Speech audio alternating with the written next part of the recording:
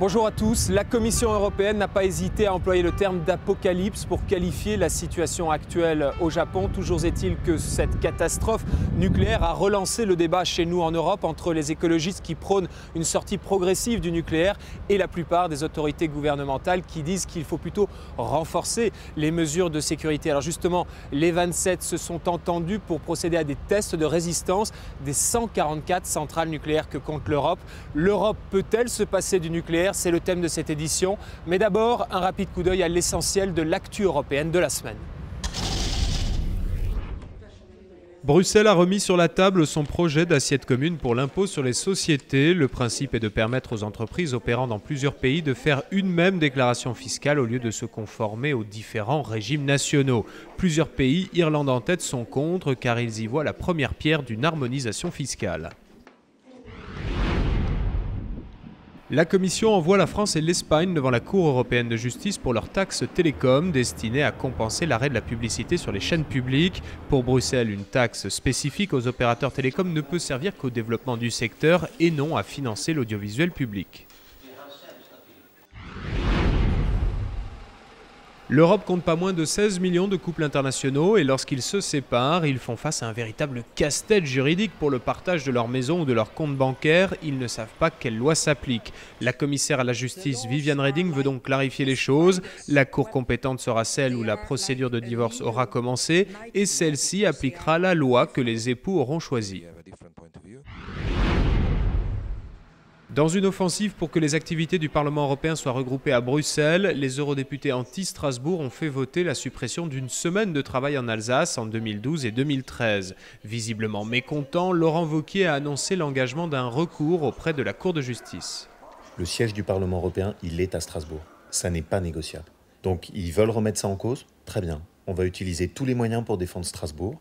Et s'il faut saisir la Cour de justice, on saisira la Cour de justice.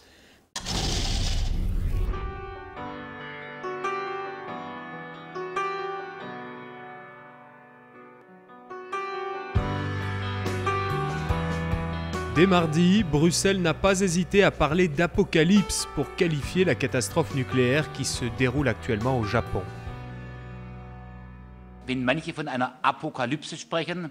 On peut parler d'apocalypse et je crois que le terme est particulièrement bien choisi. Du coup, l'Europe a décidé de faire subir des tests de résistance à tous ses réacteurs. Ces tests sévères devront évaluer la capacité de chaque centrale à résister à des tremblements de terre, des inondations, des tsunamis, des attentats terroristes ou tout simplement des pannes électriques. Nous nous trouvons ici à la centrale nucléaire de Tihange en Belgique, à 1 heure au sud-est de Bruxelles. Il n'existe pas moins de 144 centrales nucléaires comme celle-ci à travers l'Europe. 30% de l'électricité produite en Europe est d'origine nucléaire. Wim de Klerk, vous êtes le directeur de la centrale de Tihange. Ici, on est dans une réplique de la salle de commande. Je vous avoue, ça a l'air un petit peu rétro quand même. Ça date de quelle époque ? La salle de commande ici, qui est une copie de la salle de commande de Tihange 2, date de fin des années 80. La centrale de Tihange 2 a été démarrée en 85 et c'est la bonne technologie de l'époque qui d'ailleurs fonctionne toujours très bien. Aujourd'hui, quelle est l'évaluation que vous faites régulière de cette centrale en dehors de ce stress test européen qui va être organisé ? Oui. Ici en Belgique, tous les 10 ans, on fait une réévaluation globale du niveau de sûreté de toutes les unités. Et lors de cette évaluation de sûreté, on regarde par rapport aux critères de conception comment les exigences de sûreté ont évolué. L'Europe compte le plus grand nombre de centrales au monde et nos normes de sécurité sont globalement très élevées. Une directive européenne sur la sécurité nucléaire est en cours de transposition. Le Japon, ce n'est pas un pays du tiers-monde. Ils avaient quand même des centrales d'un certain niveau, avec des mesures de sécurité d'un niveau très élevé. Est-ce que nous, on est mieux protégés que les Japonais? Alors, je ne voudrais pas nous comparer, comme vous l'avez dit, les exploitants japonais sont des gens très professionnels, sont des gens très sérieux. Il y a évidemment des différences objectives. La combinaison, et on a vu à quel point cela avait été important dans ce qui se passe au Japon, la combinaison d'un tremblement de terre avec un tsunami a été un élément particulièrement perturbant dans la situation japonaise. Ici, la sismicité n'est pas la même qu'au Japon par nature. Est-ce que vous êtes équipé face à une attaque terroriste si un avion vient, par exemple, si un avion vient et veut percuter le réacteur, qu'est-ce qui se passe? Oui, prenons votre exemple effectivement d'un avion qui voudrait percuter ce réacteur que vous voyez là-bas. La principale protection que l'on a sur ce type de réacteur, c'est une protection que l'on a sur nos 7 bâtiments réacteurs en Belgique et qu'on n'a pas partout. C'est assez unique d'ailleurs ce genre de protection. Qu'on n'a pas partout, c'est-à-dire en France, on a ça? Non, je ne pense pas effectivement que les Français n'ont pas, les centrales françaises n'ont pas cet équipement. C'est ce que nous appelons le double mur d'enceinte, la double paroi d'enceinte. C'est-à-dire une paroi qui protège et qui confine les matières radioactives s'il se passait quelque chose à l'intérieur du bâtiment réacteur, premièrement, et puis une deuxième paroi, mais ce sont des vraies parois évidemment, qui protègent ce même réacteur, non pas s'il se passait quelque chose à l'intérieur, mais s'il se passait quelque chose à l'extérieur, c'est-à-dire une agression externe comme celle que vous citiez par exemple, le cas d'un avion. Entre nous, avec ce qui se passe au Japon, l'image du nucléaire, on prend un coup là en ce moment, non? Il est évident, on ne peut pas faire comme si ce qui se passait, ce serait d'ailleurs irresponsable, comme si ce qui se passait au Japon n'avait aucun effet sur le débat sur la place du nucléaire. Je pense que le débat nucléaire mérite une analyse qui ne soit pas émotionnelle. Le débat nucléaire mérite une analyse qui soit objective, qui soit basée sur les faits. Et il faut donc bénéficier de tous les retours d'expérience. Pour vous, le drame qui se produit actuellement au Japon, alors je ne veux pas utiliser le terme de chance, mais est-ce que c'est finalement une opportunité pour obliger l'Europe à sortir du nucléaire? C'est une obligation pour l'Europe de sortir du nucléaire. Qui va aller dire aux Japonais demain, il faut relancer le nucléaire dans votre pays, le nucléaire est la solution énergétique pour vous? Personne n'osera le faire. Et nous qui, aujourd'hui, échappons à la possible catastrophe nucléaire qu'il y a au Japon, nous ne prendrions pas l'opportunité, l'obligation morale d'éliminer au plus vite ce risque, mais de l'éliminer de manière responsable. Fermons les centrales les plus risquées et organisons la révolution énergétique, économie d'énergie, développement des énergies renouvelables. Une éolienne qui tombe, c'est pas dangereux. Une centrale nucléaire qui explose, ce sont des millions de personnes qui sont concernées et ce sont des territoires gigantesques qui seront interdits à la population pendant des décennies. Il y a une part de risque dans tout ce que les hommes font. On sait que quand on prend un avion, il y a des risques que cet avion se crache. Pour le nucléaire, est-ce que finalement c'est la même chose? On sait qu'il y a une part de risque d'avoir l'explosion d'une centrale. Finalement, est-ce que ce qui se passe actuellement au Japon, on est prêt à l'accepter, on est prêt à accepter que ça puisse se reproduire parce qu'on a besoin fondamentalement du nucléaire? Mais bien sûr, non seulement il faut l'accepter, mais il faut l'anticiper.